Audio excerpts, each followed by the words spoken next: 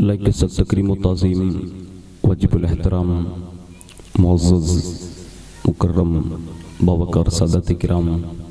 اور ذوی الاحترام مشفق و مہربان حضرت علامہ مولانا طبیب الدین صاحب قبلہ شرفی دامت برکاتہم العالیہ، عزیزم حضرت علامہ مولانا محمد حنیف صاحب نوری دامت برکاتہم العالیہ،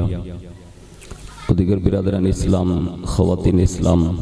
السلام علیکم ورحمۃ اللہ وبرکاتہ۔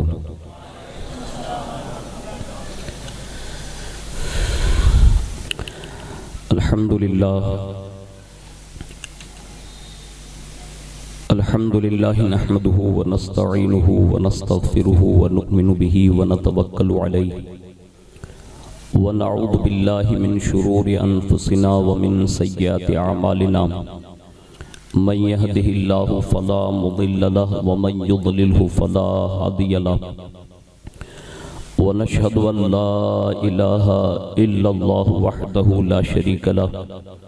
ونشهد ان سيدنا ومولانا محمدا عبده ورسوله، اما بعد فاعوذ بالله من الشيطان الرجيم، بسم الله الرحمن الرحيم، قد جاءكم برهان من ربكم وانزلنا اليكم نورا مبينا، صدق الله مولانا العظيم، وبلغنا رسوله النبي الامين المختار الكريم، ونحن على ذلك لمن الشاهدين والشاكرين والحمد لله رب العالمين۔ آئیے سب سے پہلے مذہب اہل سنت والجماعت یعنی کہ مسلک اعلی حضرت کے قدیم دستور کے مطابق ہم سب کے آقا و مولا حضور سراپا نور سیدنا محمد رسول اللہ صلی اللہ تعالی علیہ وآلہ وسلم کی بارگاہ پر نور میں جی لگا کر درود پاک کی نظریں پیش فرما لیں۔ اللہم صلی علی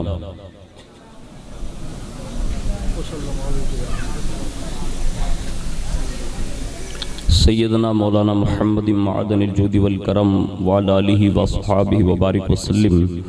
نبی اور آل نبی پر ایک بار اور محبت کے ساتھ درود و سلام کی نظریں پیش کر لیں۔ اللہم صلی علی سیدنا مولانا محمد معدن الجود والکرم وعلی آلہ واصحابہ وبارک وسلم۔ صلاۃ و سلام علیک یا رسول اللہ صلی اللہ تعالی علیہ وآلہ وسلم۔ حصول برکت کے لیے ایک بار پورا مجمع اور محبت کے ساتھ درود و سلام کی نظریں پیش فرمائیں۔ صلی اللہ علی النبی الامی وآلہ صلی اللہ علیہ وسلم۔ صلاۃ و سلام علیک یا رسول اللہ صلی اللہ تعالی علیہ وآلہ وسلم۔ اللہ رب العزت کی توفیق سے اور اس کے پیر محبوب صلی اللہ تعالی علیہ وآلہ وسلم کے تصدق سے بالخصوص پیران پیر روشن ضمیر سیدنا شیخ عبد القادر جیلانی المعروف غوث العظم دستگیر رضی اللہ تعالیٰ عنہ کی نگاہ عنایت سے ہم اور آپ ماہ ربیع النور شریف کی 11ویں شب میں عید میلاد النبی صلی اللہ علیہ وسلم کے جلسے میں شرکت کی سعادت حاصل کر رہے ہیں۔ اللہ رب العزت سرکار غوثیت مآب رضی اللہ تعالیٰ عنہ کے صدقے میں ہماری آپ کی سب کی حاضری کو قبول فرمائیں، اور اس حاضری کو ہم سب کے لیے بغداد معلیٰ کی بادب حاضری کا سبب بنائیں۔ میں اپنی گفتگو کا آغاز امام اہل سنت اعلیٰ حضرت فاضل بریلوی علیہ الرحمت و رضوان کے ان مشہور زمانہ اشعار کے ساتھ کرنے کی سعادت حاصل کرتا ہوں، جس میں امام اہل سنت یوں عرض گزار ہیں کہ عرش حق ہے مسند رفعت رسول اللہ کی، عرش حق ہے مسند رفعت رسول اللہ کی، دیکھنی ہے حشر میں عزت رسول اللہ کی۔ اب ایسے سبحان اللہ بولتے ہیں جیسے میرے ابا کے چہلوم میں بیٹھے ہیں۔ میرے والد صاحب حیات ہے اور الحمدللہ 75 سال کی عمر سے گزر رہے ہیں۔ دعا کریں کہ اللہ تعالیٰ انہیں طویل عمر نصیب فرمائیں، اور جہاں بھی حضور کا نام آئے تو عاشقوں کا مجمع ہے، اور ایک عاشق کی پہچان ہے کہ جہاں بھی اس کے محبوب کا نام آتا ہے تو وہ زور سے سبحان اللہ یا ماشاءاللہ کی صدائے بلند کرتا ہے۔ تو میں اشعار پیش کر رہا ہوں اور میں بخوبی واقف ہوں کہ کہ ہم گجراتی ضرور ہیں، اردو عربی ادب سے اتنی واقفیت نہیں ہے، لیکن گجرات میں جتنے بھی لوگ بستے ہیں ان کا سینہ عشق رسول کا مدینہ ضرور ہے، اور عشق جو ہوتا ہے نا وہ پرانا نہیں ہوتا ہے نا۔ تو جہاں بھی آپ کو کوئی بات سمجھ میں آئے یا نہ آئے، کہیں نہ کہیں سبحان اللہ ماشاءاللہ کی صدائیں بلند کرتے رہیں، تاکہ لوگوں کو یہ لگ سکیں کہ آپ حضور کا میلاد منا رہے ہیں۔ ورنہ کسی نے یہ کہا تھا کہ یہ خاموش مزاجی تمہیں جینے نہ دے گی، یہ خاموش مزاجی تمہیں جینے نہ دے گی، اس دور میں جینا ہے تو یا رسول اللہ کا کوہرام مچا دو، اس دور میں جینا ہے تو یا رسول اللہ کا کوہرام مچا دو۔ اور پھر امام آگے کہتے ہیں کہ قبر میں لہرائیں گے تا حشر چشم نور کے، قبر میں لہرائیں گے تا حشر چشم نور کے، جلوہ فرما ہوگی جب طلعت رسول اللہ کی، جلوہ فرما ہوگی جب طلعت رسول اللہ کی۔ اور کہتے ہیں کہ وہ جہنم میں گیا، وہ جہنم میں گیا جو ان سے مستغنی ہوا، ہے خلیل اللہ کو حاجت رسول اللہ کی، ہے خلیل اللہ کو حاجت رسول اللہ کی۔ اور کہتے ہیں سورج الٹے پاؤں پلٹے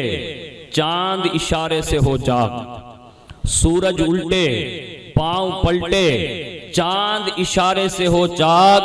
اندھے نجدی دیکھ لے قدرت رسول اللہ کی، اندھے نجدی دیکھ لے قدرت رسول اللہ کی۔ اور آگے بڑھ کر کہتے ہیں کہ ذکر روکے فضل کاٹے نقص کا جویا رہے، پھر کہے مردک کے ہوں امت رسول اللہ کی۔ اور ایک جملہ جو امام اہل سنت نے یہ کہہ کر ہمیں اور آپ کو اور خاص کر کے ان لوگوں کو یہ پیغام دیا، کہتے ہیں کہ نجدی اس نے تجھ کو مہلت دی کہ اس عالم میں ہے، نجدی اس نے تجھ کو مہلت دی کہ اس عالم میں ہے، کافر و مرتد پہ بھی رحمت رسول اللہ کی، کافر و مرتد پہ بھی رحمت رسول اللہ کی۔ اور تمام عشاقہ نے محبوب خدا صلی اللہ علیہ وسلم سے مخاطب ہو کر کہتے ہیں، آج جو پوری دنیا میں لوگ در در کی ٹھوکریں کھاتے ہیں، ان سے کہتے ہیں لوگوں ہم دنیا داروں کے لوگوں کے در کے بھکاری نہیں، بلکہ یوں کہنا چاہیے کہ یا رسول اللہ ہم بھکاری وہ کریم، ہم بھکاری وہ کریم، ان کا خدا ان سے فزوں، اور نہ کہنا نہیں عادت رسول اللہ کی،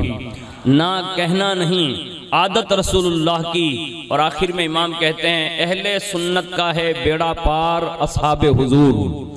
اہل سنت کا ہے بیڑا پار اصحاب حضور، نجم ہے اور ناو ہے عطرت رسول اللہ کی۔ اور آخر میں کہتے ہیں اے رضا خود صاحب قرآن ہے مداح حضور، اے رضا خود صاحب قرآن ہے مداح حضور، تجھ سے کب ممکن ہے پھر مدحت رسول اللہ کی۔ ایک بار بڑی محبت سے درود شریف پیش کر لیں، اللہم صلی علی سیدنا مولانا محمد معدن الجود والکرم وعلی آلہ وصحابہ وبارک وسلم، صلاۃ و سلام علیک یا رسول اللہ صلی اللہ تعالی علیہ وآلہ وسلم۔ 11ویں شریف کی نسبت سے کسی نے غالباً حضرت علامہ جمیل قادری رحمۃ اللہ تعالیٰ علیہ نے یہ اشعار کہے ہیں، وہ کہتے ہیں کہ خدا کے فضل سے ہم پر ہے سایہ غوث اعظم کا، خدا کے فضل سے ہم پر ہے سایہ غوث اعظم کا، ہمیں دونوں جہاں میں ہے سہارا غوث اعظم کا، ہمیں دونوں جہاں میں ہے سہارا غوث اعظم کا۔ اور جو سچا اور پکا غلام قادری بن کر وہ لحد میں بھی جائے گا تو برجستہ یہ کہے گا کہ لحد میں جب فرشتے مجھ سے پوچھیں گے تو کہہ دوں گا، لحد میں جب فرشتے مجھ سے پوچھیں گے تو کہہ دوں گا، طریق قادری ہوں نام لیوا غوث اعظم کا،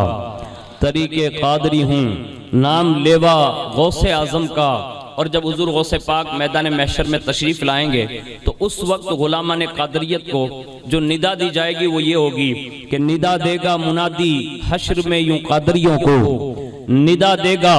منادی حشر میں یوں قادریوں کو، کہاں ہے قادری کر لے نظارہ غوث اعظم کا، کہاں ہے قادری کر لے نظارہ غوث اعظم کا۔ اور کہتے ہیں کہ صدائے سور سن کر قبر سے اٹھتے ہی پوچھوں گا، صدائے سور سن کر قبر سے اٹھتے ہی پوچھوں گا کہ بتلاؤ کدھر ہے آستانہ غوث اعظم کا، کہ بتلاؤ کدھر ہے آستانہ غوث اعظم کا۔ اور حضور نظم میاں سرکار علیہ رحمت و رضوان بڑے ہی مزے میں کہتے ہیں کہ غوث اعظم کی جس پر نظر پڑ گئی،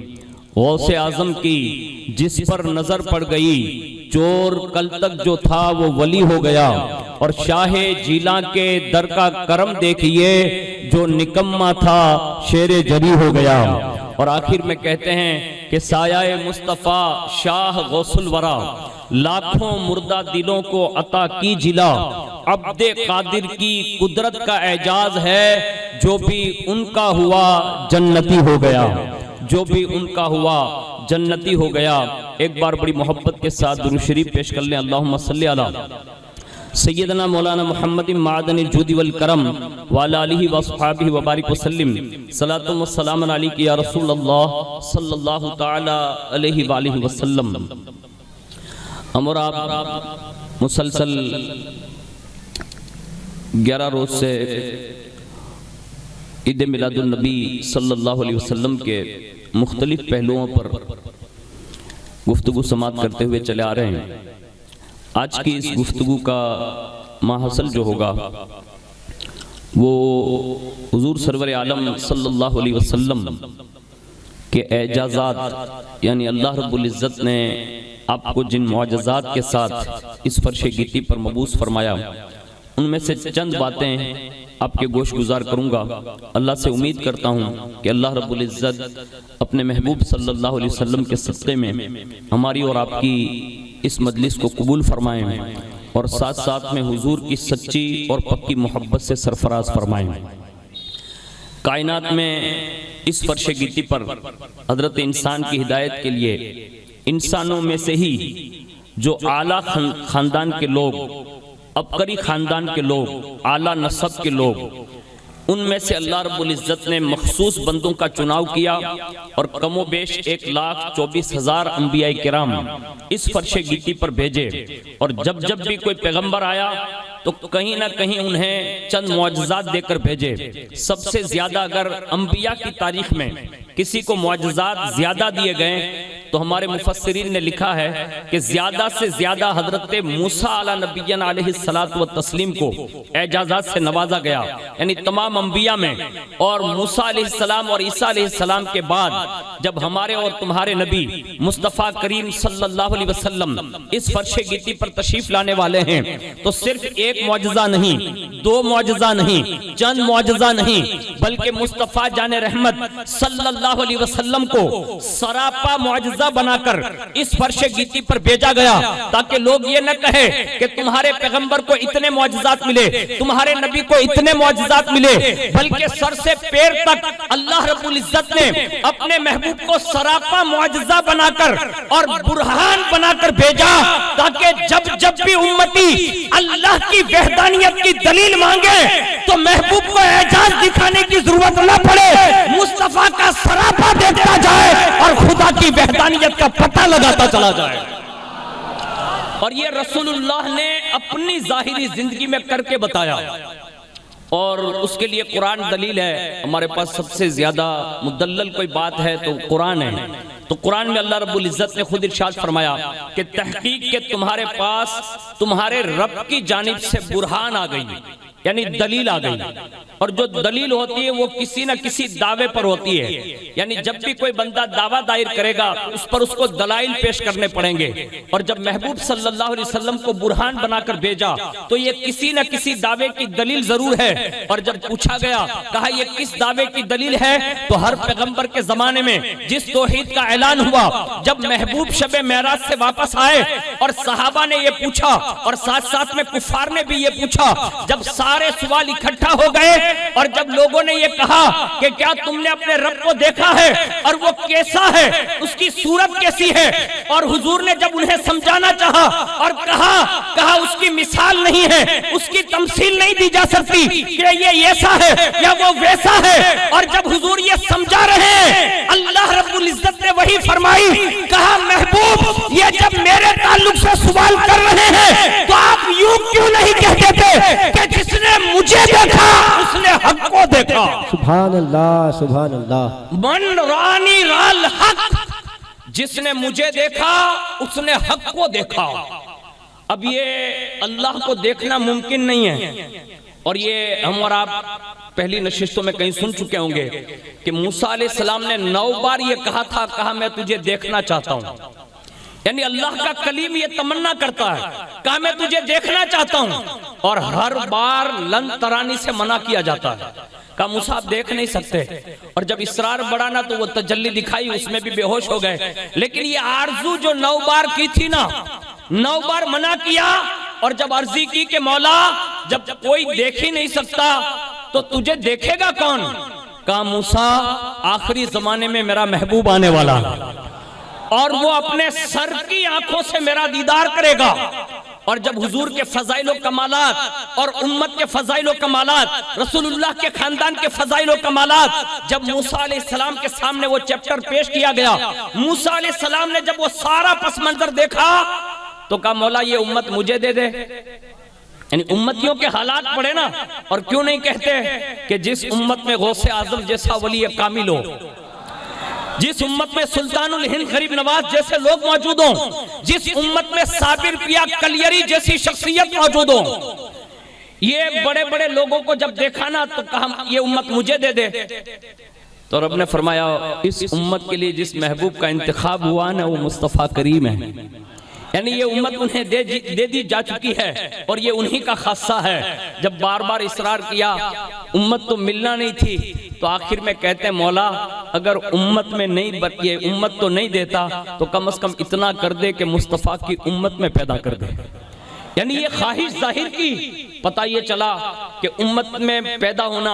یہ تو بظاہر ممکن نہیں تھا، لیکن کرم کشائی یہ کی گئی، کہا موسیٰ ایک وقت آئے گا میرا محبوب لامکان تک کا سفر کرے گا۔ 9 بار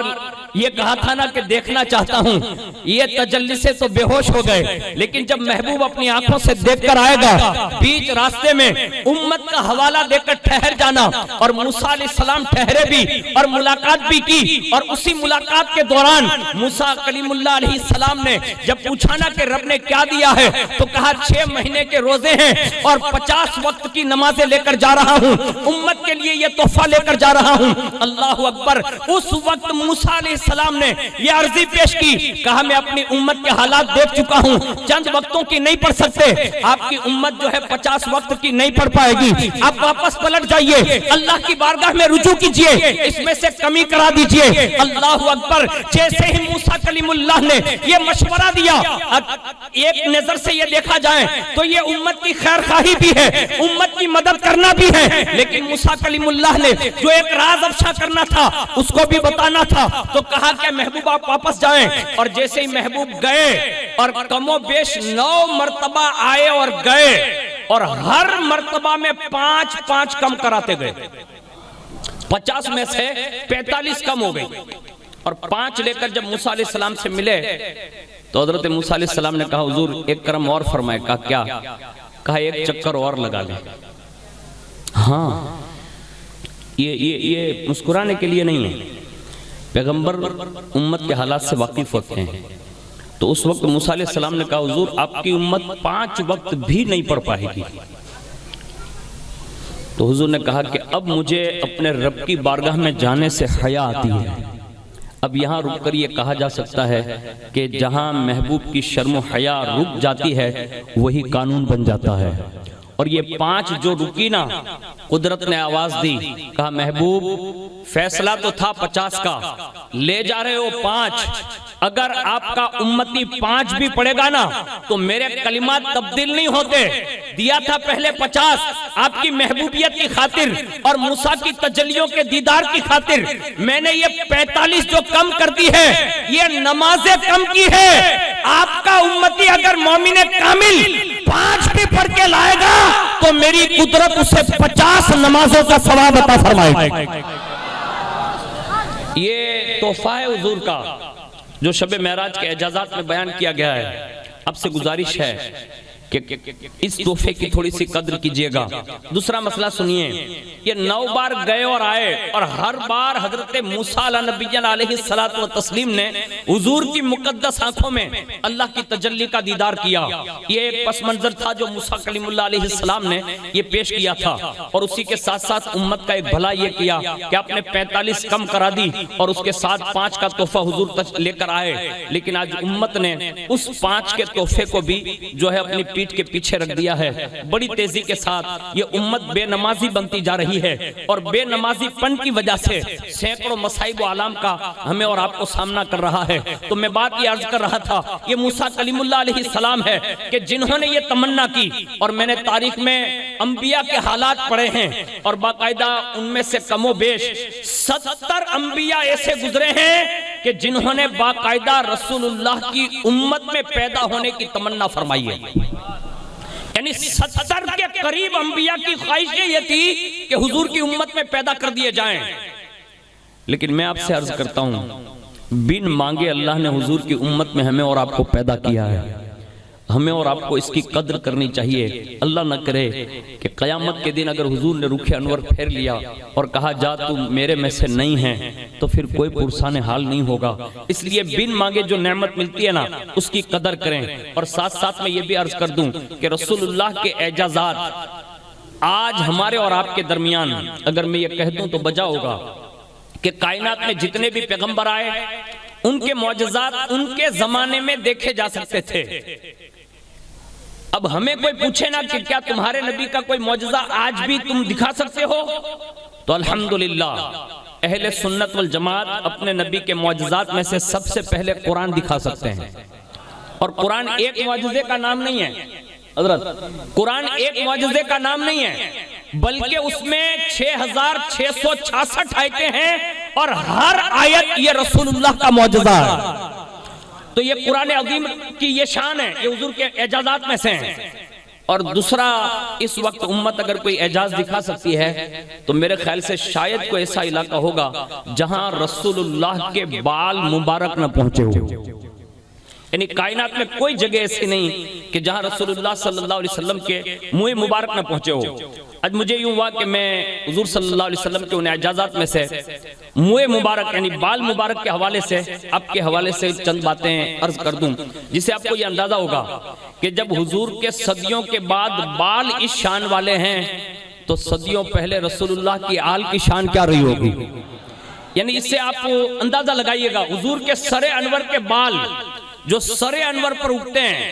اور اس کی میں نے ایک روایت معارج النبوت میں سے ایک پڑھی تو دل خوش ہو گیا۔ ایک روایت یہ معارج النبوت میں لکھی ہے، اس میں یہ لکھا تھا کہ حضور صلی اللہ علیہ وسلم نے لامکہ میں اللہ کی بارگاہ میں عرض کیا کہ مولا تو نے جبریل علیہ السلام کو جو ہے 1,00,000 پر عطا فرمایا۔ حالانکہ ہم سنتے 600 ہیں، لیکن یہ روایت میں جو پڑھ رہا ہوں وہ معارج النبوت کی ہے۔ تو کہا کہ 1,00,000 پر عطا فرمائے، یعنی پانکھیں عطا کر دی۔ تو اس کے بدلے میں یعنی جبریل کو 1,00,000 پر دیے تو مجھے کیا دیا؟ تو فرمایا محبوب جبریل کو 1,00,000 پر دیے نا، کہا ہاں، کہا آپ کے سر انور کے میں نے 6,00,000 بال عطا فرمائے، 6,00,000 بال عطا فرمائے۔ محبوب جبریل یہ ہے کہ اگر ایک پر پھیلا دے تو پل صراط پر سے آپ کی امت گزر جاتی ہے، یعنی آپ کی امت گزر جاتی ہے، جبریل کے پر کی شان ہے۔ لیکن محبوب آپ کے جو 6,00,000 سر انور کے بال ہیں، اگر قیامت کے دن اپنی زلفیں لہرا دیں گے تو آپ کی ساری امت کے عیوب پر میں خود ہی ستاریت کا پردہ ڈال دوں۔ سبحان اللہ، نعرہ تکبیر، نعرہ رسالت۔ جب 6,00,000 بالوں کی ستاریت کا پس منظر یہ پیش کیا جائے گا تو مجھے بتاؤ رسول اللہ کے بیٹے جسے ہم آل رسول کہتے ہیں ان کا عالم کیا ہوگا قیامت کے دن۔ تو میں موئے مبارک کے حوالے سے چند باتیں عرض کروں گا، اس سے پہلے ایک تمہید سن لے تاکہ حضور کے موئے مبارک کی اہمیت کا آپ کو اندازہ ہو۔ ہم لوگ سال بھر میں ایک بار دیدار کرتے ہیں، اور بعض مسجدیں راجکوٹ میں الحمدللہ ایسی بھی ہیں کہ وہ اسکرین میں مطلب بند ہے اور باہر سے اس کو دیکھا جا سکتا ہے موئے مبارک کو، کافی مسجدوں میں نے خود دیکھا ہے، ہوتا ہے ایسا۔ تو اب یہ موئے مبارک کی اہمیت کا اندازہ لگانے کے لیے مختصر سے ایک تفصیل، ہمارے ایک بہت بڑے بزرگ ہے حضرت علامہ شیر ربانی میاں شیر محمد شرق پوری رحمت اللہ تعالی علیہ، انہوں نے حضور کی شان اقدس کو بیان کرتے ہوئے انہوں نے یہ بات کہی ہے کہ حضور صلی اللہ علیہ وسلم کا جسد مبارک ساری مخلوق میں بے مثل ہے، اور ساری خدائی میں سے کسی کا جسم رسول اللہ کے جسم جیسا نہیں ہو سکتا۔ یہ حضور کے جسم اقدس کی شان ہے۔ آگے فرماتے ہیں بلکہ سارے ولیوں، کتبوں، غوثوں، ابدالوں، رجال الغیب، سیاہ لامکاں، یہاں تک کہ سب لوگوں کی روحانیت جمع ہو جائیں، اس سے بھی زیادہ جسم اگر لطیف تر کسی کا ہے تو وہ مصطفیٰ جان رحمت صلی اللہ علیہ وسلم کا جسم اقدس ہے۔ اب یہ لطیف آپ کو میں سمجھا نہیں سکتا، لیکن ایک مثال دے سکتا ہوں۔ جیسے لائٹ ہے، اس میں سے جو پرکاش پڑ رہا ہے وہ چاروں طرف مطلب جا رہا ہے۔ اب ہم اور آپ صرف یہاں سے دیکھ رہے کہ جا رہا ہے، لیکن اس کو ہم چھو نہیں سکتے، یعنی یہ پرکاش کو کوئی پکڑ نہیں سکتا۔ ایک محسوس کر سکتے ہیں آنکھوں کے ذریعے کہ یہ جا رہا ہے ادھر اور ادھر تک پہنچتا ہے، بلا تشبیہ اور تمثیل۔ حضور کے جسم اقدس کی لطافت کا عالم یہ رکھا اللہ نے کہ حضور کے جسم کا سایہ تک نہ پڑتا تھا۔ اب یہ لطافت آپ اور ہم نہیں سمجھا سکتے اس کو، اب اللہ اس کے رسول بہتر جانے کہ حضور کے جسم اقدس کو کس شان سے اللہ نے مطلب بنایا تھا۔ لیکن آگے علامہ صاحب لکھتے ہیں، یہ بزرگ لکھتے ہیں کہ اسی روئے زمین پر غوث کتب ابدال کے احوال بیان کرتے ہوئے لکھتے ہیں کہ کچھ 300 ہے، پھر فرمایا ایک 40 ہے، پھر فرمایا ایک 3 ہے، پھر فرمایا ایک ہوتا ہے، اور اس ایک کی روحانیت سے، یعنی جو ایک ہوتا ہے جس کو فرد کہتے ہیں، اس ایک کی روحانیت سے بھی زیادہ نبی کریم صلی اللہ علیہ وسلم کا جسم اقدس 70 گنا زیادہ لطیف تر ہے۔ اب یہ فرد کون ہوتا ہے؟ علامہ طبیب الدین صاحب جلوہ فگن ہیں، میں ایک چھوٹا سا ان کے سامنے طالب علم ہوں، لیکن ایک بات عرض کرتا ہوں جس سے آپ کو یہ بات سمجھ میں آئے گی فرد ہوتا کون ہے۔ ابھی انہوں نے کہا نا ایک 300 ہوتے ہیں، ایک 40 ہوتے ہیں، ایک 3 ہوتے ہیں، ایک ہوتا ہے، اور یہ وہ گروہ ہیں جس کے حوالے سے حضور نے فرمایا کہ ان لوگوں سے میری امت کسی زمانے میں خالی نہیں رہے گی، یعنی یہ لوگ ہوں گے۔ اور جس کو ایک کہا گیا تو حضور غوث پاک فرماتے ہیں وہ ایک جو ہے نا وہ شیخ عبد القادر جیلانی ہے، یعنی وہ فرد کامل۔ حضور غوث پاک فرماتے ہیں وہ میں ہوں، اور جو فرد کی منزل پر فائز ہوتے ہیں الگ الگ زمانے میں، وہ افراد ڈائریکٹ رسول اللہ کے مرید ہوتے ہیں، ہاں یعنی رسول اللہ سے بیعت ہوتے ہیں۔ خضر علیہ السلام سے کسی نے پوچھا، کہا خضر یہ فرد لوگ جو ہوتے ہیں وہ حضور سے بیعت ہوتے ہیں، اگر ان سے کوئی کمی بیشی ہو جائیں یعنی کسی معاملے میں وہ اٹک جائیں تو وہ بھی کسی کی بارگاہ میں رجوع کرتے ہیں یعنی حاضری دیتے ہیں؟ تو حضرت خضر علیہ السلام فرماتے ہیں ہاں وہ شیخ عبد القادر جیلانی کی بارگاہ میں حاضری دیتے ہیں، یعنی کائنات میں جتنے فردیت کی منزل پر فائز ہوئے وہ حضور غوث پاک رضی اللہ تعالیٰ عنہ کی بارگاہ میں حاضری دیتے ہیں۔ اب جن کا بیٹا فرد کامل ہو، اب حضور کے جسم اقدس کی تو شان بہت بلند ہے، میں صرف غوث پاک رضی اللہ تعالیٰ عنہ کے حوالے سے چند باتیں عرض کرتا ہوں کہ حضور غوث پاک کو فرد کامل کہا گیا، اور اس میں وہ سید الافراد کی منزل پر ہے، قطب الارشاد کی منزل پر فائز ہے، رشد الرشاد کی منزل پر فائز ہے، اور غوث پاک فرماتے ہیں کہ وراء الورا کی منزل پر اللہ نے مجھے سردار بنایا ہے۔ ارے جب صدیوں کے بعد امام حسن کی نسل میں ان کا بیٹا ہی شان کا مالک ہے تو آمینہ کے لال کو کتنے بڑے مراتب سے نوازا گیا۔ نعرہ تکبیر، نعرہ رسالت، پتی پتی پھول پھول، سبحان اللہ۔ اور آگے فرماتے ہیں اس غوث کی روحانیت سے آپ کا جسد عنصری 70 درجہ لطیف تر ہوتا ہے، اور فرشتوں کی لطافت ہمارے فقہا بیان کرتے ہیں کہ مسجد وغیرہ میں جب بھی کوئی چیز جلائی جاتی ہے نا، جیسے وہ تلی جلاتے ہیں تو تلی سے جو دھواں اور جو بدبو ہوتی ہے نا اس میں بھی کئی ملائکہ جل جاتے ہیں. ہاں یعنی ان کی لطافت یہ ہوتی ہے. اب آپ اندازہ لگا سکتے ہیں اور سوچ سکتے ہیں کہ جب فرشتوں کی لطافت کا یہ عالم ہے جو مصطفیٰ جان رحمت کی دربانی کرتے ہیں تو رسول اللہ کے جسم اقدس کی یہ بات ابھی میں بتا رہا ہوں, روح انور کی بات نہیں بتا رہا ہوں. روح انور کو اور حضور کے ذات والا صفات کو کوئی کما حق کو سمجھا نہیں سکتا, لیکن یہ میں نے چند باتیں آپ کے گوش گزار کی جس سے آپ کو یہ اندازہ ہوگا. آخر میں حضرت علامہ شرقپوری رحمت اللہ تعالیٰ لکھتے ہیں کہ حضور کا جسم سب سے اعلیٰ, افضل, اطیب, اطہر, اکرم, اشہر, انور اور اظہر اور امجد ہے. اور یہ سارے صیغے جو میں نے آپ کے سامنے بولے نا وہ اس میں تفضیل سے تعلق رکھتے ہیں. یعنی حضور کی فضیلت جو ہے وہ کما حق کوئی بیان نہیں کر سکتا, بس حضور کی حقیقت کو صرف اللہ ہی جانتا ہے. اب آخر میں سنیے کہ حضور صلی اللہ علیہ وسلم کو اللہ نے جب اتنی نورانیت اور لطافت سے جس میں ناظمین کو پیدا فرمایا تو اس میں جو سر انور جس میں منہ مبارک ہوتے ہیں, اب یہ وہ مقدس لوگ ہیں کہ جنہوں نے حضور صلی اللہ علیہ وسلم کا مقدس سراپا دیکھا, جسے ہم صحابہ اور یہ اہل بیت اطہار کہتے ہیں, وہ بڑے خوش نصیب ہیں جنہوں نے ظاہری زمانے میں حضور کا سراپا دیکھا اور جس میں اقدس دیکھا اور باقاعدہ حضور کا دیدار کیا. لیکن اس دور میں کما حق کہوں ہم اور آپ حضور کا سراپا ظاہری طور پر تو نہیں دیکھ سکتے,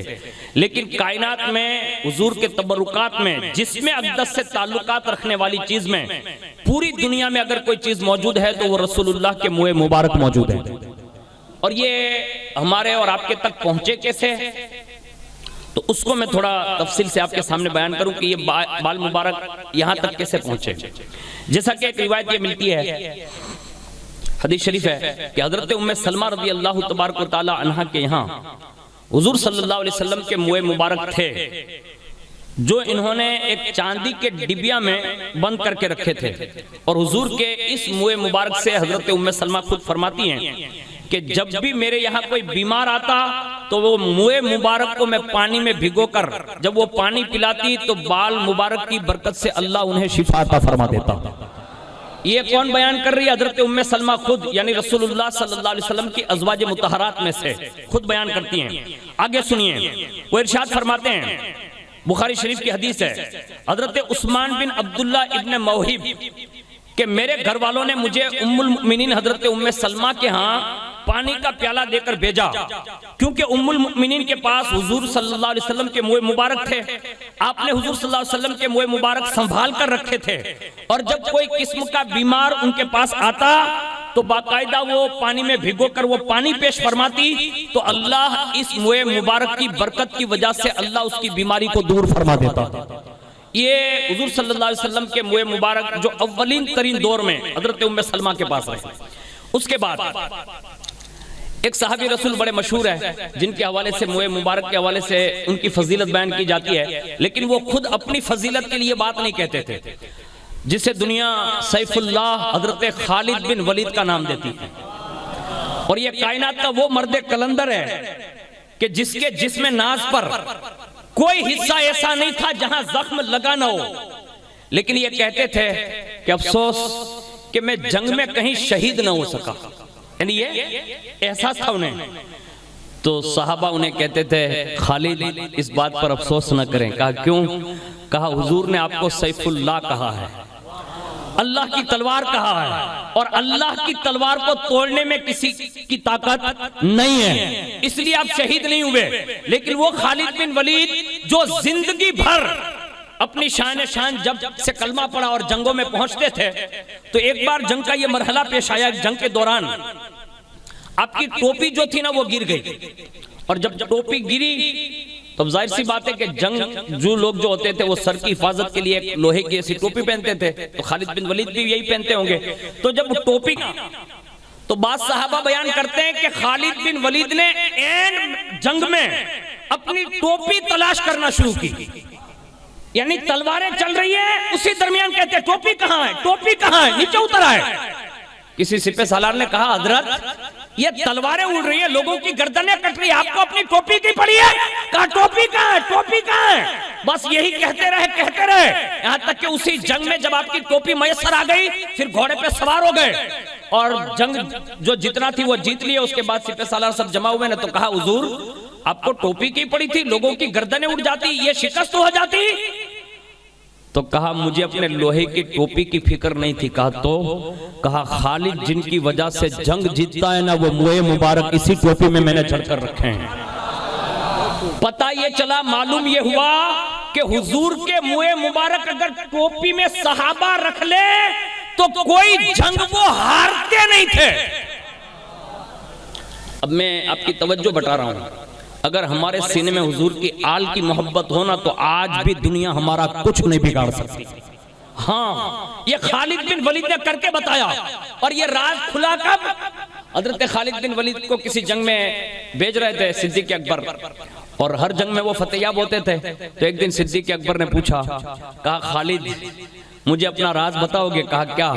کہا زندگی میں تم نے اتنی جنگیں لڑی ہیں لیکن جس جنگ میں آپ گئے نا تو میدان آپ کا ہوتا تھا, آخر اس کی وجہ کیا ہے؟ کہا مجھے رسول اللہ کے موئے مبارک ملے تھے اور مجھے یقین تھا کہ اس موئے مبارک کی وجہ سے اللہ مجھے کبھی شکست نہ دے گا, ہر میدان میں مجھے فتح یابی عطا فرمائے گا. اور یہ حضرت خالد بن ولید کے حوالے سے ہمارے ایک بہت بڑے بزرگ نے اس کو بیان کیا ہے کہ حضرت خالد بن ولید کسی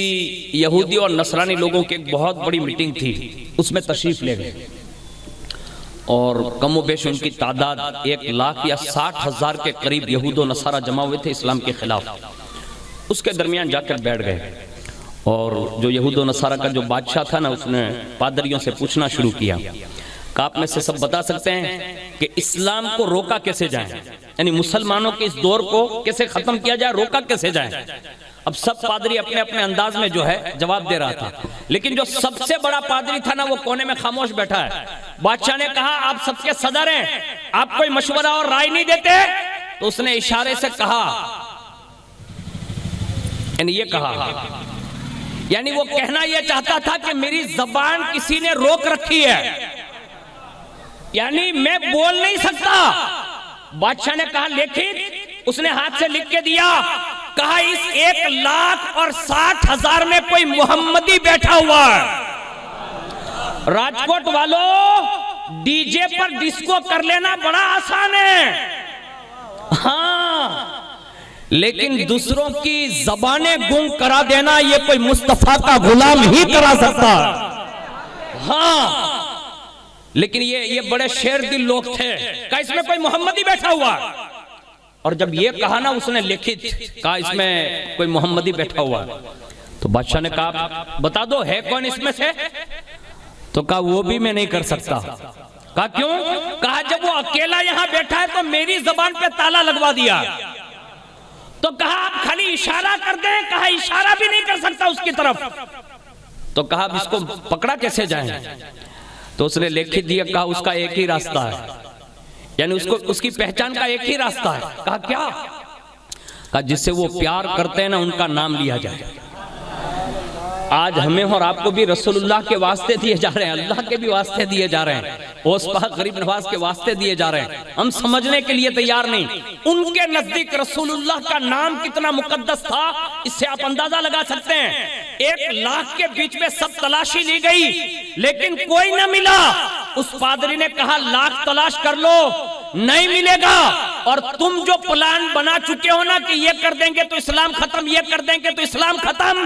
ارے جب اسلام کا کلمہ گو ایک تمہارے درمیان آ کر بیٹھ جاتا ہے تو تمہاری بولیاں بند کروا دیتا ہے, تب تم اسلام کو ختم کرنے کی کہاں بات کر رہے ہو؟ تو کہا اب جلدی بتا اب اس کا نام کیسے پکارا جائے؟ کہا انہیں نبی کا واسطہ دو,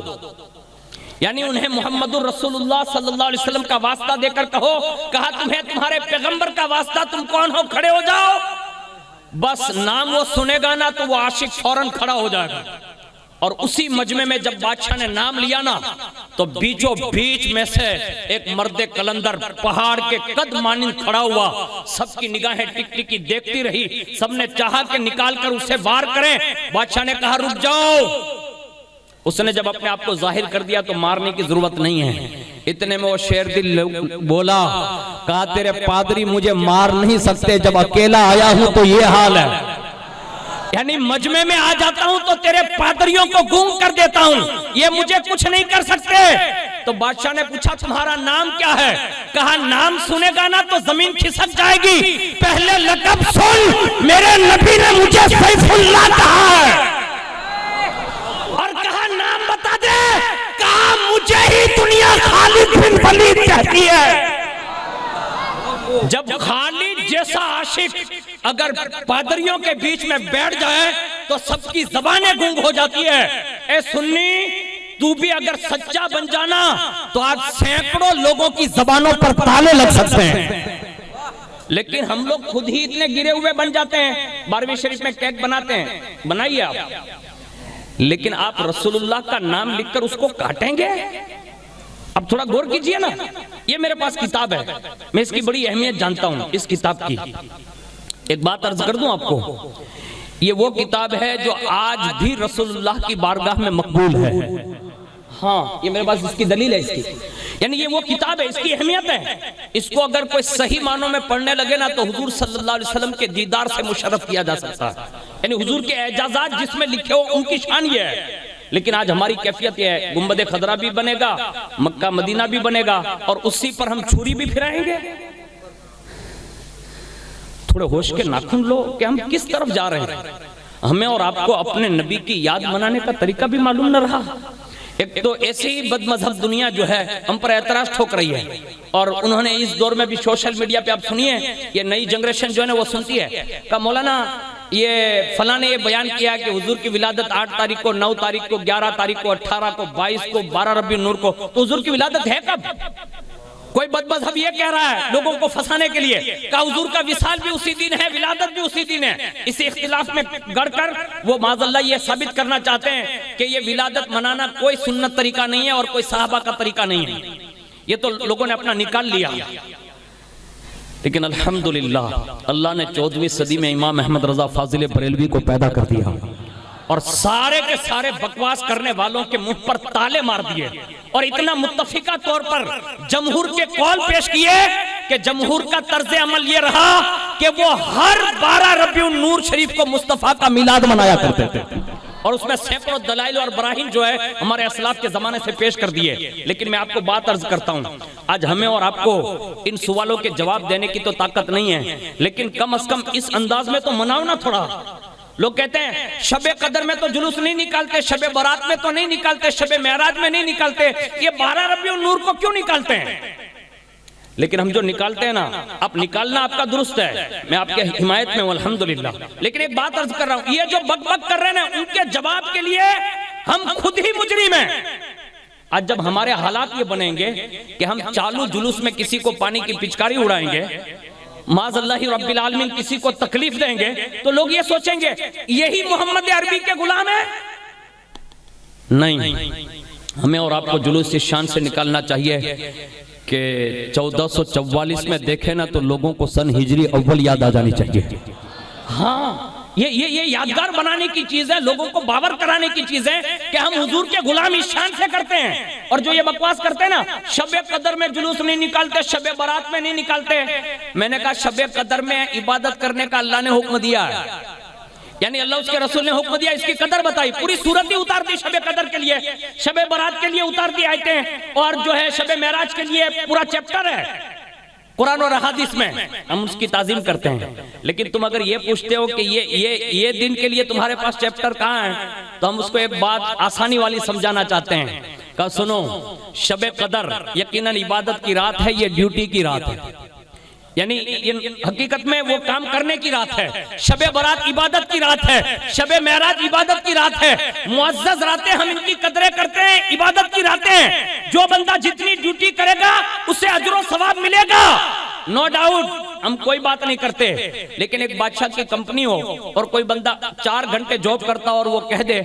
کہ بادشاہ سلامت میں 8 گھنٹہ جاب کرنا چاہتا ہوں 4 ایکسٹرا، تو کیا اس کی تنخواہ بھی دی جائے گی؟ کہا ہاں دی جائے گی، کہا ٹھیک ہے۔ اور ایک دن اچانک بادشاہ آیا اور اس نے 12 تاریخ کو کہا آج کمپنی بند رہے گی، کوئی 4 منٹ بھی کام نہیں کرے گا۔ سارے کے سارے مزدور نے کہا کیوں نہیں کریں گے؟ کہا آج میرا برتھ ڈے،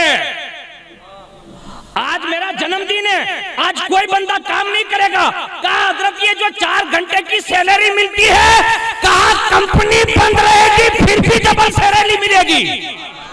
یعنی انعام ملے گا۔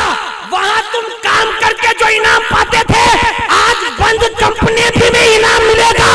بلا تشبیہ اور تمثیل کے۔ شب قدر عبادت کی رات ہے، شب برات عبادت کی رات ہے، شب معراج عبادت کی رات ہے، شب جمعہ عبادت کی رات ہے، اور شب ولادت مصطفیٰ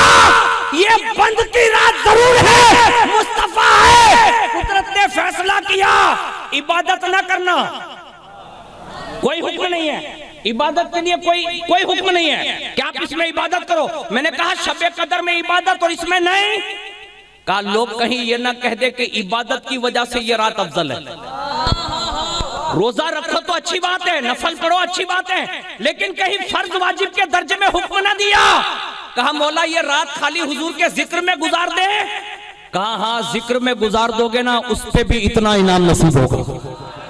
کیونکہ شب قدر میں قرآن آتا ہے اور شب ولادت مصطفیٰ میں مصطفیٰ جان رحمت صاحب قرآن آتے ہیں۔ تو یہ حضور صلی اللہ علیہ وسلم کا اعجاز ہے، لیکن سنیے حضور کے ان اعجازات کو مد نظر رکھتے ہوئے ہمیں تھوڑا اخلاقی پس منظر اس دور میں پیش کرنا ہوگا۔ سب کے سب جو ہے آگیوان ذمہ دار لوگ راجکوٹ میں باقاعدہ میٹنگ پہ میٹنگ کر رہے ہیں اور جلوس کے حوالے سے سب غور و خوض کر رہے ہیں، اور اس معاملے کو ہمیں تھوڑا سا سیریس لے کے ہمیں نرمی کے ساتھ جلوس کا انتظام کرنا چاہیے تاکہ لوگ صدیوں کے بعد بھی ہماری پہچان باقی رکھنے دیں۔ آگے میں بڑھتا ہوں کہ حضور کے منہ مبارک یہ جو صحابہ کے پاس پہنچے اس میں سے سب سے اولین ترین کسی نے لکھا ہے، حدیث شریف کا مفہوم ہے، یہ صحیح مسلم میں بھی ہے اور شفا شریف میں بھی ہے۔ صحابہ خود بیان کرتے ہیں حضرت انس کہ جب حضور نے اپنے مبارک سر انور کو جب ترشوایا اور بال اتروائے تو بال مبارک اتر رہے تھے اور صحابہ حضور کے ارد گرد گھوم رہے تھے، یعنی ادھر سے ادھر، اور ہر صحابی یہ کوشش کرتے تھے کہ جو بھی منہ مبارک گرے وہ ان کے ہاتھوں میں گرے، اور جن کو نصیب ہوتا گیا انہوں نے لے لیا۔ حضرت انس آگے بیان کرتے ہیں کہ حضور صلی اللہ علیہ وسلم کے حوالے سے جو منہ مبارک مجھے میسر تھے میں نے اس کے متعلق حضرت ثابت بنانی کو وصیت فرمائی تھی کہ جب میرا وصال ہو جائے تو یہ منہ مبارک میری زبان کے نیچے رکھ دینا، یعنی سب نے اپنے اپنے انداز میں وصیتیں بھی کی، لیکن بعض صحابہ وہ ہوئے کہ جنہوں نے اپنے ساتھ قبر میں لے کر نہیں گئے بلکہ باقاعدہ یکے بعد دیگرے ایک دوسرے کو منتقل کرنے کی وصیتیں فرمائی، یعنی یہ صحابہ کرام علیہم رضوان کے دور سے یہ منہ مبارک چلتے ہوئے آئے، اور باقاعدہ ایک زمانہ وہ آیا کہ جیسا کہ اسی کتاب میں لکھا ہے کہ حضور صلی اللہ علیہ وسلم کے منہ مبارک کی یہ شان رہی ہے کہ جن عشاق نے حضور صلی اللہ علیہ وسلم سے سچی محبت کی اور سچا پیار کیا حضور نے انہیں خود اپنے منہ مبارک عطا فرمائے، یعنی صحابہ کے دور میں تو عطا فرمائے بعد میں بھی عطا فرمائے۔ جیسا کہ اسی کتاب میں ایک بات ہے کہ حضرت سیدنا شاہ ولی اللہ رحمت اللہ تعالیٰ علیہ محدث دہلوی جسے ہم کہتے ہیں، یہ اپنے زمانے کے بہت بڑے ولی کامل بھی ہے اور اپنے زمانے کے بہت بڑے محدث ہے، اور اتنے بڑے عاشق رسول تھے کہ جب وہ بیمار ہوئے نا تو خود رسول اللہ ان کی بیمار پرسی کے لیے تشریف لائے۔ وہ خود بیان کرتے ہیں جو اس کتاب میں لکھا ہے، فرماتے ہیں کہ مجھے بخار لاحق ہوا اور میں اتنا بیمار ہوا کہ بستر بھر ہو گیا۔ وہ فرماتے ہیں کہ جب میں بستر علالت پر تھا تو خود پر اتنی غنودگی طاری ہوتی تھی کہ لوگ جو ہے مطلب مجھے یہ سمجھتے تھے کہ اب یہ شاہ ولی اللہ بچیں گے نہیں، ایسا لوگوں کو یہ تصور تھا۔ وہ فرماتے ہیں کہ اسی غنودگی میں یعنی بے ہوشی میں نے کیا دیکھا کہ حضرت شیخ عبدالعزیز رحمت اللہ تعالیٰ علیہ تشریف لا رہے ہیں، اور جیسے وہ تشریف لائے تو لاتے ہی انہوں نے کہا بیٹا جلدی سے درست ہو جا، تیری عیادت کے لیے رسول اللہ تشریف لا رہے ہیں۔ اور جیسے وہ غنودگی میں نے اپنے شیخ عبدالعزیز کو دیکھا کہ حضور کے تعلق سے یہ کہا، وہ فرماتے ہیں کہ میں اسی حال میں جلدی سے اپنی چارپائی جو ہے یعنی حضور جہاں سے تشریف لانے والے تھے جہاں میرے پیر تھے میں نے اس کو گھما لیا، یعنی لوگوں سے کہا اس کو گھما لو، اور باقاعدہ غنودگی کے عالم میں نے اپنی چارپائی گھموائی، اور ابھی میں صحیح کر کے ابھی بیٹھا ہی تھا اتنے میں نے کیا دیکھا کہ ساری کائنات کے سلطان محمد الرسول اللہ تشریف لے آیا، اور حضور تشریف لاتے ہی میری چارپائی پر جلوہ فگن ہو گئے اور حضور نے میری چارپائی پر بیٹھ کر میری پیشانی پر دست اقدس رکھا۔ حضور کی یہ عادت کریمہ ہے اور سنت طریقہ بھی یہی ہے کہ جب بھی کسی بیمار کے پاس جاؤ تو اس کی پیشانی پر ہاتھ رکھ کے اس سے اس کے احوال پوچھیں اور اس کے بعد اپنے لیے بھی دعا کرا لیں، کیونکہ بیمار کی دعا مقبول کی جاتی ہے۔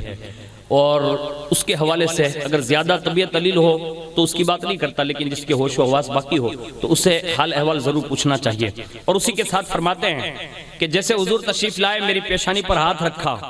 اور ہاتھ رکھتے ہی شاہ ولی اللہ کہتے ہیں کہ حضور کی زبان اقدس سے جو پہلا جملہ نکلا نا وہ یہ تھا، کیف حالک یا بنیا، یعنی اے میرے بیٹے تیرا کیا حال ہے، یعنی جس کو رسول اللہ بیٹا کہتے ہیں۔ اب یہ لذت جس کو ملتی ہے نا اس کو پتہ چلتی ہے، ہماری اور آپ کی کیفیت یہ نہیں ہے۔ خود شاہ ولی اللہ لکھتے ہیں کہ حضور نے جب مجھے یہ کہا نا کہ میرے بیٹے، آپ فرماتے ہیں کہ وہ خواب جو گنودگی میں نے دیکھا اور حضور نے یہ کہا تھا نا کہ میرے بیٹے، وہ کیفیت میں نے زندگی بھر محسوس فرمائی۔ یعنی حضور نے مجھے اپنا کہا، بیٹا کہا، یعنی میرا کہا۔ میں کہتا ہوں صدیوں کے بعد جب ایک اللہ کے ولی کو میرا کہہ دیں تو ان کی لذتوں کا یہ عالم ہے، مصطفیٰ کے بیٹوں کا ان کا عالم کیا ہوگا جو مصطفیٰ کے خاندان سے تعلق رکھتے ہوں۔ تو یہ ان کی معراج ہے کہ اللہ نے ان کے خاندان میں پیدا کیا۔ لیکن آگے لکھتے ہیں کہ جیسے حضور نے یہ مجھ پر کرم فرمایا، آگے فرماتے ہیں کہ حضور نے میرا سر جو ہے لیا اور اپنی گود مبارک میں رکھا اور بڑا پیار فرمایا، اور اسی حالت میں میرے ہاتھ جو ہے نا وہ حضور کی ریش مبارک سے لگنے لگے۔ یعنی حضور نے جب گود میں لیا مطلب سر انور تو میرے ہاتھ حضور کے ریش مبارک تک پہنچے، اور اسی میں میرے دل میں یہ خیال آیا کہ کاش حضور اپنی داڑھی مبارک کے چند بال مجھے عطا فرما دیں۔ یہ دل میں خواہش کر رہے ہیں شاہ ولی اللہ علیہ رحمہ۔ وہ کہتے ہیں کہ جیسے ہی میرا یہ خیال ابھی پورا ہونا تھا کہ اتنے میں حضور نے کرم فرمایا اور اپنی ریش مبارک سے 2 بال لے کر مجھے عطا فرمایا اور فرمایا ولی اللہ یہ لے۔ مجھے جب یہ دولت مل گئی بس اس کے بعد حضور تشریف لے گئے، اور جیسے میں اٹھانا تو میں نے منہ مبارک کو تلاش کرنا شروع کیا تو میرے ہاتھ میں نہ ملے، تو مجھے اور تشویش ہوئی کہ یہ منہ مبارک گئے کہاں۔ اسی وقت فرماتے ہیں کہ پھر اللہ نے مجھ پر غنودگی طاری کی اور حضور نے توجہ فرمائی اور پھر تشریف لائے، ارشاد فرمائے بیٹے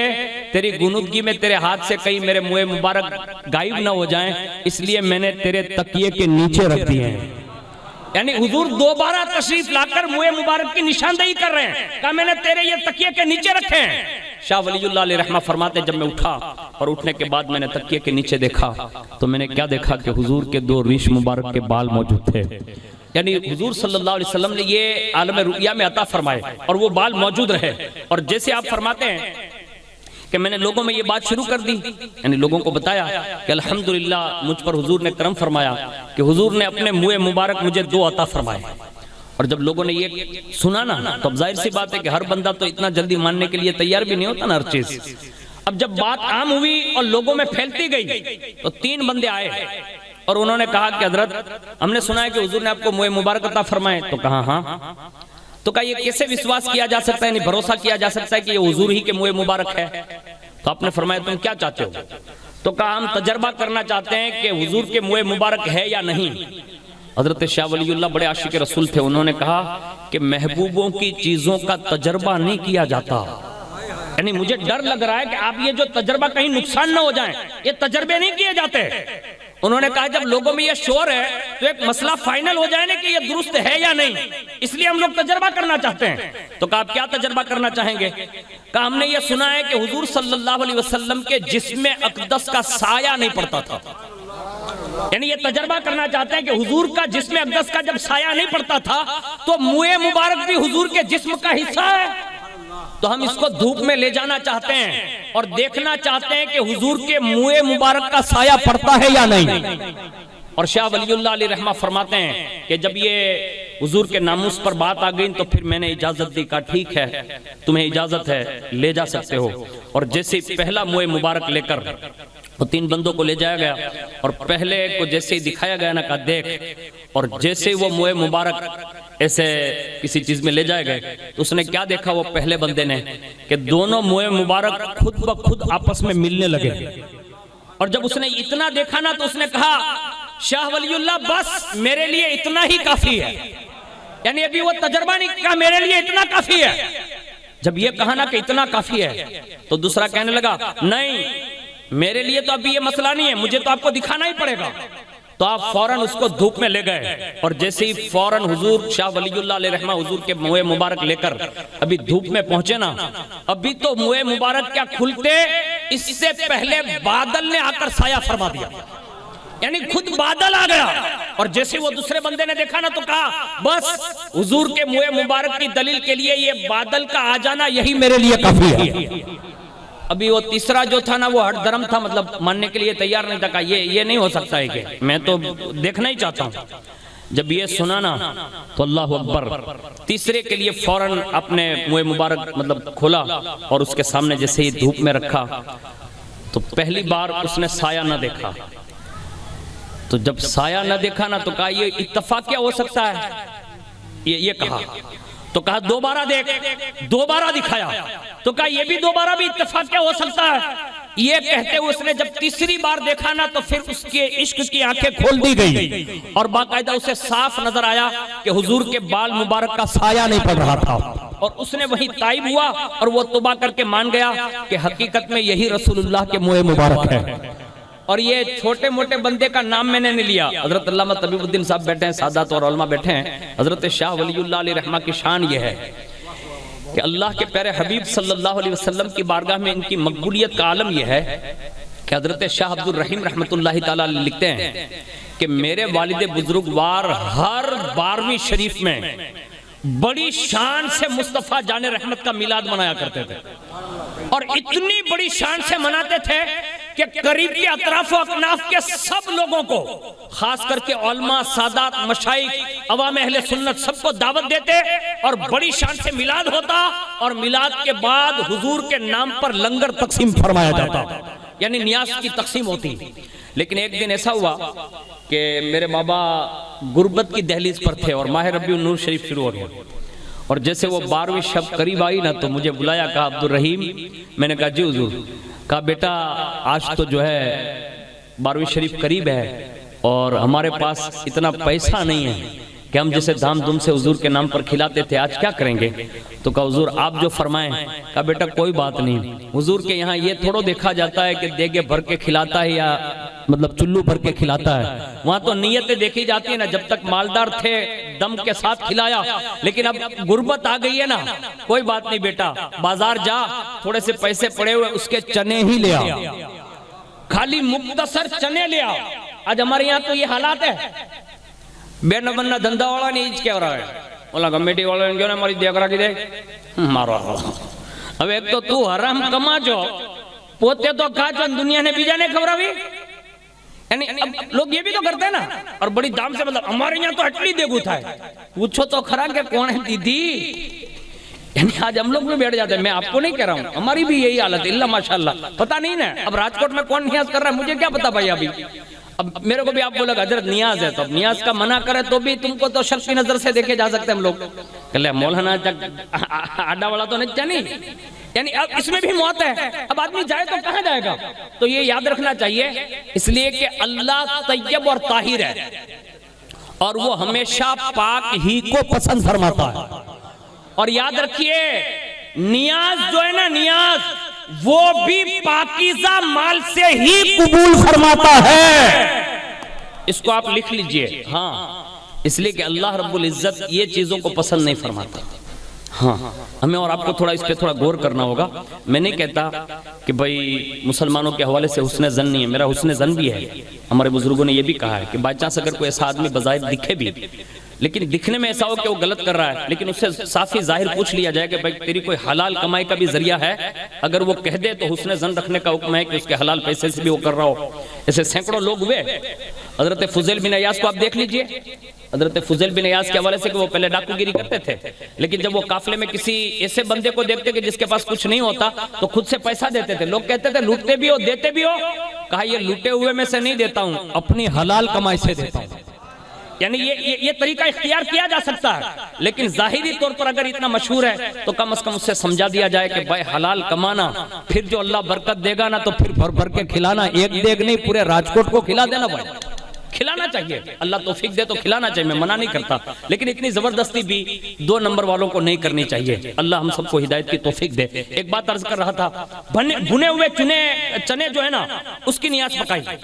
اب چنے تو چنے ہوتے ہیں، اب جیسے ہی چنے پک گئے، 12ویں شریف آئی اور باقاعدہ مطلب میلاد سجا، اور جب صبح بہارا کا وقت آیا نا تو حضرت شاہ عبد الرحیم کو بلایا گیا اور کہا عبد الرحیم ادھر آ، کہا جی حضور، کہا یہ چنے لے، کہا جی، کہا یہ چنے لے کے جتنے مسجد میں سے نمازی نکل رہے ہیں ان کو پیش کرتے ہیں، یعنی وہ سب کو کھلانا بھی برداشت نہیں کرتے تھے۔ یہ نیازیں بھی ایسی ہے، آج ہم لوگ جو بے نمازیوں کو کھلاتے ہیں، ادھر ادھر کے لوگوں کو کھلاتے ہیں، اگر فقہی مسئلہ پوچھنا جائے نا تو ایسے لوگوں کو کھلانے کا بھی حکم نہیں ہے، کیونکہ وہ کھا کے برائی کریں گے، نیکیاں تو کریں گے نہیں، تو کم از کم عبادت کرنے والے نیکوکاروں کو کھلاؤ گے، ہو سکتا ہے کہ وہ عبادت میں تمہارا بھی حصہ مل جائے تمہیں۔ تو یہ شاہ ولی اللہ علیہ رحمہ نے فرمایا مسجد جاؤ، مسجد گئے اور جتنے بھی نمازی ملے صبح میں سب کو بانٹا۔ اس کے بعد حضرت شاہ عبد الرحیم کہتے ہیں کہ جب سب کو بانٹ چکا تو میں نے اندر دیکھا نا تو جتنے لایا تھا اتنے ہی موجود ہیں۔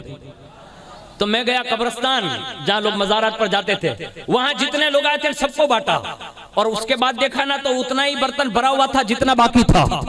یعنی اس کے بعد یک کے بعد دیگرے میں دیکھتا گیا، یہاں تک کہ بازار میں، کوچے میں، گلی میں، ہر جگہ سے آتے آتے بانٹتا گیا، یہاں تک کہ واپس اپنے گھر پہنچا اور جیسے اٹھا کے برتن دیکھا نا تو چنے اتنے ہی تھے جتنا لے کر چلا تھا۔ اور میں نے جا کر اپنے بابا کی بارگاہ میں وہ کٹورا رکھا اور کہا بابا یہ تو اتنے ہی ہے جتنا لے کر گیا تھا۔ اور جب یہ کہا نا کہ جتنا لے کر گیا تھا تو کہا بیٹے سن، اس میں تیرے باپ کا کمال نہیں اور تیرا تقسیم کرنے کا کمال نہیں۔ کہا جب تو یہاں سے گیا میں فجر کی نماز پڑھ کے بیٹھا ہی تھا، قنوت کی تعریف بھی میں نے رسول اللہ کو خواب میں دیکھا، اور حضور اپنی شان جلوہ فگن ہے، اور کائنات میں بہترین سے بہترین لوگوں نے جو بھی نظر و نیاز پیش کی تھی فرشتے لا کر حضور کے دربار میں پیش کر رہے ہیں، اور حضور کے سامنے ایک بہت وسیع دسترخوان لگا ہوا ہے جس میں قسم قسم کی چیزیں میسر ہے، اور سب کو حضور ایک ایک نظر دیکھ رہے ہیں۔ لیکن میں نے دیکھا نا کہ حضور بڑی محبت سے کوئی چیز تناول فرما رہے ہیں، اور جب میں نے حضور کو اتنی لذت سے تناول فرماتے دیکھا نا تو مجھ سے رہا نہیں گیا، میں نے قریب جا کر عرضی پیش کر دی، میں نے کہا یا رسول اللہ یہ کائنات میں سارے امتیوں نے قسم قسم کی چیزیں آپ کے دربار میں تحفے بھیجی ہیں، حضور آپ اتنی لذت سے جو اندر رکھ کر کچھ تناول فرما رہے ہیں، حضور آپ یہ کیا تناول فرما رہے ہیں؟ فرمایا ولی اللہ یہ تیرے بھنے ہوئے چنے تناول فرما رہا ہوں۔ ہمیں اور آپ کو چاہیے یقیناً نیاز میں آپ جائیں، میں منع نہیں کرتا، اللہ توفیق دے، اپنے گھر پہ جو پکاؤ نا آپ اس پہ بھی حضور کے نام کا فاتحہ دے کر پیش کر سکتے ہیں۔ ہاں نظر و نیاز اگر علاقے میں وہ آپ کھانا نہیں پکاتے وہ اور بات ہے، لیکن کم از کم حضور کے نام پر پانی پیش کر دیں، تاکہ کم از کم اس بڑیا کی طرح جو یوسف علیہ السلام کو خریدنے کے لیے بڑے بڑے مصر کے بادشاہ پہنچے تھے نا، وہاں ایک بڑیا بھی پہنچی اور ٹیک لگا کر چھوٹا سا مطلب ایک ڈبہ لے کر کچھ لے کر جا رہی تھی۔ لوگوں نے پوچھا مائی کہاں جا رہی ہے؟ کہا یوسف کو خریدنے جا رہی ہوں۔ تو کہا وہاں مصر کا بازار ہے، بڑے بڑے عمرہ آئے ہوں گے، بڑے بڑے مالدار اور بادشاہ اور وزیر آئے، آپ کے یہ چند پیسوں کا تو کچھ آئے گا نہیں۔ کہا مصر والوں کی نظر میں آئے یا نہ آئے، قیامت میں جب یہ بازار پیش کیا جائے گا تو پوچھا جائے گا قدرت کی جانب سے کہ میرے یوسف کے خریدار کھڑے ہو جاؤ، کون کون گیا تھا خریدنے؟ تو کم از کم اتنا تو ہوگا کہ خرید تو نہیں پائی ہوں، خریدار کرنے والوں میں میرا صف میں نام تو آ جائے گا۔ تو کم از کم اتنا ضرور کرنا چاہیے کہ حضور کے نام پر جو بھی آپ سے بن سکے نا وہ کریں۔ میں موئے مبارک کی بات عرض کر رہا تھا کہ ایسے عاشق کو موئے مبارک پیش کیے جاتے ہیں، لیکن موئے مبارک کی برکت آج بھی موجود ہے اور انشاءاللہ صبح قیامت تک باقی رہے گی۔ لیکن اس کا ادب سنیے، میں جو آپ کو اصل بات بتا رہا ہوں نا موئے مبارک کے حوالے سے، ادب کتنا کرنا چاہیے؟ ادب اس شان سے کرنا چاہیے کہ حضور خود ایک جگہ پر ارشاد فرماتے ہیں کہ جس نے میرے بال کو تکلیف دی اس نے حقیقت میں مجھے تکلیف دی۔ میں نے ایک واقعے میں آپ کو سنایا تھا جلال الدین بخاری علیہ رحمہ کے حوالے سے، یاد ہے آپ کو؟ نہیں یاد ہوگا۔ جو عالم مراقبے میں گئے تھے اور انہوں نے حضور غوث پاک کو روضہ انور میں جاتے دیکھا تو انہوں نے پوچھا یہ کون ہے؟ تو کسی نے پکڑ کر کہا یہاں بولنا بھی بے ادبی ہے۔ اب ہمارے یہاں جو مسجد میں موئے مبارک کو غسل شریف دیا جاتا ہوگا یا جو عطر وغیرہ تبدیل کیے جاتے ہوں گے، تو وہاں میری ایک ہی نرمی سے گزارش ہے اور دوسری کوئی نرمی سے گزارش نہیں ہے، ایک ہی، خاموش۔ اور دوسرا اگر آپ سے بن سکیں تو کم از کم خوش الہان لوگ مخارج کے ساتھ حضور کی ذات پر درود و سلام پڑھنا جانتے ہوں تو درود و سلام پڑھیں، بس۔ اس کے سوا اگر آپ نے ایک مختصر سی بھی بے ادبی کی یعنی زبان سے بھی کی تو کہیں ایسا نہ ہو جائے کہ یہ 12 دن جو ہم نے اور آپ نے منائے نا، کہیں ایک مختصر سی بے ادبی کی وجہ سے یہ سارا نظام ہمارے منہ پر نہ مار دیا۔ اس لیے ایسا احساس ہمیں اور آپ کو ہونا چاہیے، اور یہ جن کو احساس ہوتا تھا نا، اللہ انہیں اس شان سے نوازتا تھا۔ 2 بھائی تھے، اب ان کے والد کے پاس موئے مبارک تھے، اور جب والد صاحب کا انتقال ہوا نا تو دونوں بیٹوں نے کہا کہ اب یہ موئے مبارک کا کیا کریں گے؟ تو دوسرا جو تھا اس نے کہا کہ ایک کام کرتے ہیں، اس کے 2 ٹکڑے کر ڈالتے ہیں۔ معاذ اللہ رب العالمین، یہ اس زمانے کی بات بتا رہا ہوں جو بلخ میں یہ واقعہ ہوا، کہا اس کے 2 ٹکڑے کرتے ہیں، اور جیسے اس نے یہ کہا 2 ٹکڑے کرتے ہیں تو دوسرا جو بھائی تھا نا وہ سچا عاشق رسول تھا، اس نے کہا تیری زبان روک، تو کیا چاہتا ہے؟ کہا جب ساری جائیداد بڑھ سکتی ہے تو حضور کے موئے مبارک بھی ٹکڑے ہو کر بڑھ سکتا ہے۔ کہا تجھے شرم نہیں آتی؟ تو حضور کے موئے مبارک کو 2 ٹکڑے کرنے کی بات کر رہا ہے۔ تو اس نے جب حضور کے عشق کا اظہار کیا تو وہ سامنے والا جو بیٹھا تھا نا اس نے کہا بھائی نے کہا اگر اتنا ہے حضور سے عشق ہے تو ایک کام کر۔ کہا کیا؟ کہا یہ ساری دولت جو تجھے ملی وہ مجھے دے دے اور موئے مبارک پورے کا پورا تو لے لے۔ یعنی کہاں پوری جائیداد باپ کی آدھی پونی جائیداد ہے، یعنی دونوں بھائی میں بٹی، تو کہا اگر یہ بٹوارا جو ہوا وہ مجھے دے دے، موئے مبارک پورا چاہیے تو لے لے۔ تو عشق ہو تو پھر عشق کام کرتا ہے۔ اس نے کہا یہ جائیداد تو کچھ نہیں ہے، یہ جائیداد تو کچھ نہیں ہے جو باپ کے حصے کی مجھے مل رہی ہے، یہ اسے تو لے لے، لیکن میرا عشق تو یہ ہے کہ یہ موئے مبارک کے حوالے سے اگر مجھے کوئی پوری دنیا دے دینا اور کہے اس کے 2 ٹکڑے کر، تو میں دنیا لے کر اس کے 2 ٹکڑے نہیں کروں گا، دنیا کو ٹھکرا کر پورے کا پورا موئے مبارک پسند فرما لوں گا۔ سبحان اللہ، سبحان اللہ۔ اور اس نے اسی وقت کہا یہ رہی تیری جائیداد، تو اسے رکھ، میں پورا موئے مبارک حاصل کرنا چاہتا ہوں۔ اس نے پورا موئے مبارک لے لیا، پوری جائیداد دے دی۔ چند روز ہوئے، اب ظاہر سی بات ہے کہ باپ کے حصے کا مال تو ملا نہیں، لیکن چند روز ہوئے اللہ نے کرم کیا فرمایا، جو ساری جائیداد لے کر بیٹھا تھا نا وہ اپنے زمانے کا فقیر بن چکا ہے، اور جس کو 1 روپیہ نہیں ملا تھا حضور کے موئے مبارک کی برکت سے اللہ نے اپنے زمانے کا مالدار بنا دیا، اور باقاعدہ شان سے زندگی گزاری، اور صرف موئے مبارک کا احترام کرتے کرتے جب اس نے عزت کے ساتھ زندگی گزاری، اور جب اس کا وصال ہو گیا نا تو جب قبر کھودنے لگے تو قبر کی مٹی پہلے سے خوشبودار نکلی، اور جب اسے دفنایا گیا اور باقاعدہ اس کا جسم رکھا گیا تو حضور کے موئے مبارک کی برکت سے اس کا جسم بھی مہکا، کفن بھی مہکا، پورا قبرستان مہکا، اور جب قبر بند کر دی گئی چند روز ہوئے اس زمانے کے بزرگ کے خواب میں کسی نے کہا لوگوں سے کہہ دو اگر لوگ اپنی حاجتیں پوری ہوتے نہ دیکھیں اس عاشق رسول کے مزار پر چلے جائیں اور اس کے وسیلے سے دعا کرے اللہ ان کی حاجتوں کو پورا فرما دے گا۔ یعنی موئے مبارک کا احترام کرنے کی بنیاد پر اس کا جسم بھی مہکتا ہے، قبر کی مٹی بھی مہکتی ہے، قبر انور بھی مہکتی ہے، اور بعد وصال بھی لوگوں کو یہ پیغام دیا جاتا ہے کہ تمہاری حاجتیں پوری نہ ہوتی ہو تو یہ کرو۔ لوگ کہتے ہیں چند لوگ آتے ہیں چند لوگ چلے جاتے ہیں، میں آپ سے عرض کرتا ہوں اگر ممکن ہو سکے آپ سے تو کوشش کرنا کہ جب بھی موئے مبارک کے حوالے سے کوئی محفل سجے اور موئے مبارک کے دیدار ہو تو بڑی تعداد میں اپنے چھوٹے چھوٹے بچوں کو بھی لے کر آنا چاہیے تاکہ کم از کم بچپن سے وہ حضور کے موئے مبارک کا دیدار کر سکے، اور دکھا دیں گے نا آپ خالی تو اللہ ان کے دلوں میں عظمت بٹھا دے گا کہ جب ہم چھوٹے تھے تو ہمارے ابا اور دادا ہمیں لے جا کر حضور کا یہ بال مبارک کا احترام یہ کرنا سکھاتے تھے، تو جب یہ بچپن سے ترتیب ہوگی نا تو پھر انشاءاللہ جوانی میں کہنے کی ضرورت نہیں پڑے گی۔ اللہ تعالیٰ مجھے آپ کو سب کو سننے کہنے سے زیادہ عمل کی توفیق عطا فرمائیں، اور اللہ رب العزت حضور کے موئے مبارک کی برکتوں سے اللہ ہم سب کے لیے دونوں جہان کی کامیابی اور کامرانی عطا فرمائے، آمین یا رب العالمین۔